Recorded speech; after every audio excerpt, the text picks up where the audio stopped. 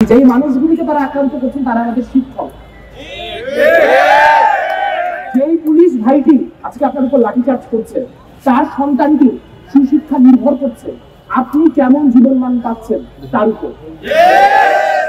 এই ভাতৃঘাতী লড়াই আমরা কতদিন চালাবো? আমরা কতদিন আমরা নিজেদের ভাইয়ের উপর আক্রমণ করবো, আমরা নিজেদের ভাইকে আক্রান্ত করবো।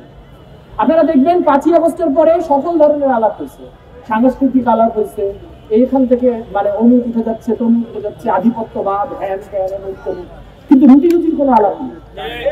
সে যখনই তাদের পেটের গাড়ি নিয়ে কোথাও দাঁড়াচ্ছে, সেটা রিক্সাওয়ালা হোক, সেটা আপনার গার্মেন্টস শ্রমিক হোক, সেটা শিক্ষক হোক, সেটা শিক্ষার্থী হোক, তাদের উপর লাঠিচার্জ করা হচ্ছে, তাদের উপর টিয়ার শেল মারা হচ্ছে। আজকে যে ঘটনাটি ঘটলো সেই ঘটনাটি নিয়ে একটা কথা খুব স্পষ্ট করে বলা দরকার।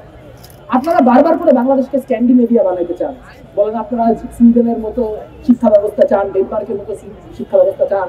ডক্টর মোহাম্মদ ইউনূস বড় বড় কথাবার্তা বলেন বিদেশে যে শিক্ষা ব্যবস্থাকে আমূল বদলায় দিবেন, বাংলাদেশের শিক্ষার্থীরা এই স্বপ্ন দেখবে, ওই স্বপ্ন দেখবে, একজন রিক্সাওয়ালা শিক্ষক সন্তান স্বপ্ন দেখবে সে একদিন প্রধানমন্ত্রী হবে। কিন্তু এই জিনিসপত্রগুলো ঘটবে কিভাবে?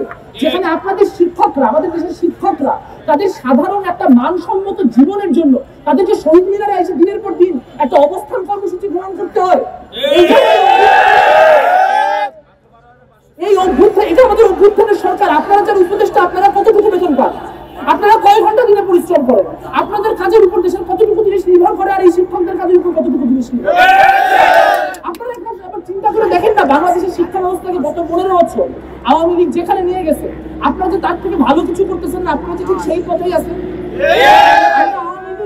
কতবার দেখছি এমপিও মুক্ত যেই শিক্ষা প্রতিষ্ঠানগুলি আছে, কখনো এমপিও ভিত্তিক দাবিতে, কখনো জাতীয়করণের দাবিতে, কখনো এরকম বেতন ভাতা বাড়ানোর দাবিতে বারবার করে এখানে আসছেন, বারবার করে আক্রান্ত হয়েছে। সেই শিক্ষকদের বদদোয়া কিন্তু ক্রমাগত ঘনীভূত হয়ে অভ্যুত্থানের মতো পরিস্থিতি। বাংলাদেশের মানুষের বদদোয়া আর নিয়েন না। আপনার অভ্যুত্থানের সরকার এই জন্য এখন পর্যন্ত এখানে আইসে আপনাদের এই স্পর্ধা দেখার, আপনি স্ক্যান্ডিনেভিয়া শিক্ষা ব্যবস্থা চান, খুবই চমৎকার কথা। আপনি প্রায়োগিক শিক্ষা দিতে চান, শিক্ষার্থীদের খুব চমৎকার কথা। আপনি একটু খোঁজ নিয়ে দেখবেন সুইডেনে, ফিনল্যান্ডে বা ডেনমার্কে একজন প্রাথমিক স্কুলের টিচারের বেতন।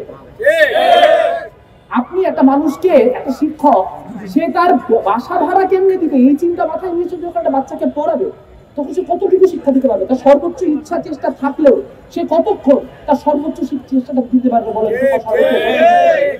তাহলে আমার দেশের ছেলে মেয়েদের আজকে পড়াশোনার কি অবস্থা? কোভিড এর পরে কি হয়েছে?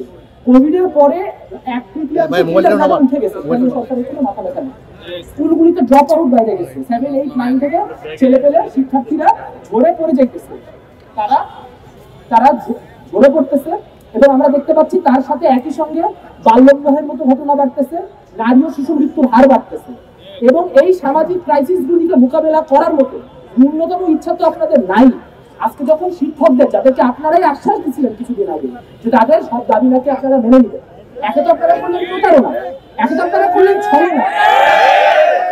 সেই ছলনার বিরোধিতা করে যখন শিক্ষকরা এসে তাদের ন্যায়সঙ্গত মানে অহিংস দাবি করলো, তখন আপনারা তাদের উপর টিয়ার শেল মারলেন, তখন আপনারা তাদেরকে আক্রান্ত করলেন।